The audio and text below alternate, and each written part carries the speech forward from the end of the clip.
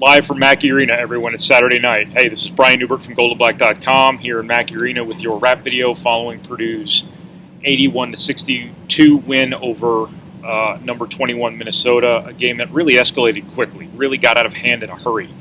To quote Anchorman, Brick didn't kill anybody with a trident tonight, but this was a 5-point deficit at halftime, a 14-point deficit in the first half for Purdue. They end up winning by 19. Just a really strange game. Again, this is your wrap video. It's going to be very quick. Have to get out in the snowpocalypse here and get home. Also need to vacate the premises for those who have to wait around for me. Don't want to hold them up. Thank you to our sponsor, the Purdue Union Club Hotel. Newly reinvented. Really, really nice. You're going to want to check them out. Keep them in mind. Next time you plan a trip to campus, you won't be sorry. Purdue, 81-62 over number 21 Minnesota. Once again, I'm repeating myself left and right. Big takeaway from this game is that, Purdue's got some substance to it. This is not Purdue's first rally from a double-digit deficit. Shows you they don't necessarily get in funks. They're kind of young and, the term is young and dumb, but I don't mean it like dumb. I mean it like young and exuberant enough to be oblivious to the things around you. And I don't think this team is, like that in a negative way. I don't think they don't seem to wallow in their own pity. They don't seem to, feel sorry for themselves. They don't seem to be fazed by things that happen in basketball games all that much. I think they got some of that stuff out of their system earlier in the season.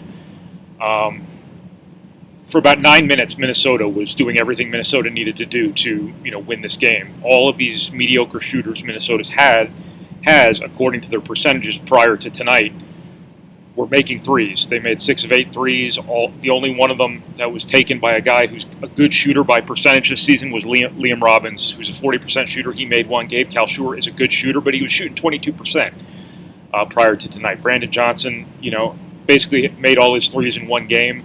Eric Curry is 2 for 8 on the season. He goes 2 for 2 right out of the shoot. Everything Purdue built their defensive game plan around was getting dismantled right in front of their eyes because all of these randos were making threes. Marcus Carr wasn't hurting you one bit. Liam Robbins was doing a little bit, but he wasn't really hurting you either. You were doing what you needed to do, but Minnesota was doing what it needed to do, and that didn't seem to faze Purdue at all. Because obviously they figured things out sometime around the middle of the first half. I thought once the guards started really attacking off the dribble against Minnesota's really hard closeouts, their really aggressive defense on the perimeter, I thought that changed things offensively a little bit. And then at halftime, the world got flipped on its side because Purdue became Minnesota, and Minnesota, to a lesser extent, became Purdue, whereas Minnesota didn't shoot nearly as well as it did in the first half. That could have been expected. That was the normalization of, the actual skill level there. But Purdue they go 0 for 5 in the first half and 8 for 10 in the second half. I don't know. Purdue did execute better. I thought their offense looked cleaner, looked crisper, I think, in the second half.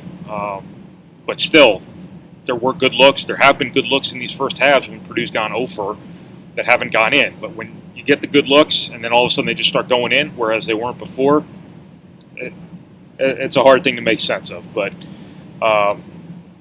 that's what I'm kind of getting at here, where, Purdue doesn't seem to, they have some buoyancy to them. For a young team that could be a little bit emotionally unstable under a lot of circumstances, youth is combustible in college basketball. That's why you want to be old, because youth is inconsistent, youth is combustible, and youth doesn't always handle adversity all that well. But this team seems to have something, and if they're doing this with all these freshmen running around this year, think of what they might be able to do next year. Think of what they might be able to do in 3 weeks here when they have even more experience and they have Sasha Stefanovic back. Stefanovic not being out here is a big deal, a really big deal. But for Purdue to win this game the way they won this game, without their steadiest player, without their rock, without one of their most experienced players, I think was a pretty big deal. But a lot went into this, obviously, from an individual perspective. Brandon Newman was absolutely brilliant tonight. Brilliant. I mean, there's no other way to put it. This was a special night for him. One of those nights where, you would see this thing from like Carson Edwards time to time where they just can't miss. Dakota Mathias had a few of them. This was the one he banks in at the end. Was just one of those things that happens when you're riding a magical run. When it's NBA Jam on the old, was it Genesis or N64? I don't remember which game console it was, but the ball is on fire, so you throw it to Tom Chambers at midcourt, shoot it. No matter where he is, Tom Chambers is making that shot, or whoever is making that shot. You didn't expect to hear about Tom Chambers on the old rap video tonight, did you? Some of you might be too young to even know who Tom Chambers is. Look him up on YouTube. He was a baller, man. This was that night for Brandon Newman. Just a really, really phenomenal, special performance. One he was due for, because I wrote in the preview, I think, that he patterns in a way where it's like 2-3-20, 3-2-20, 4-3-29. It's just sort of the way it's going for him. Matt Painter's often kind of in a coded sort of manner said, guys, young guys, don't handle success well. I don't know if that's, part of his issue where he plays well and then just tries too hard the next game, whatever it may be. I have no idea, but he's been on this sort of up and down sort of trajectory all season long. Today was, as I wrote in the breakdown just now, the mountaintop. This was a phenomenal, special performance for Purdue. 29 points, 9 of 14 from the floor, 5 of 6 from 3, 6 of 6 from the foul line. Foul shooting got Purdue through the first half. Their guards got more aggressive, got to the foul line, they made their free throws. That and offensive rebounding. Garbage points. Everybody loves garbage points, and that's exactly what got Purdue through the first half. Free throws and putbacks. You do what you can. You do what you can. However you can do it, you do it. And that's exactly what Purdue did. They survived and advanced, shall we say. Brandon Newman was unbelievable, but this was about more than Brandon Newman, obviously. Trayvon Williams and Mason Gillis. I thought that, not to say Minnesota's front line is necessarily soft, but I thought that Purdue could have had a real physical advantage in this game because I think their bodies, are a little bit different. And that played out perfectly. Purdue clocks them on the boards, 44-27. Trayvon Williams goes for 17 and 14. Mason Gillis, phenomenal in this game.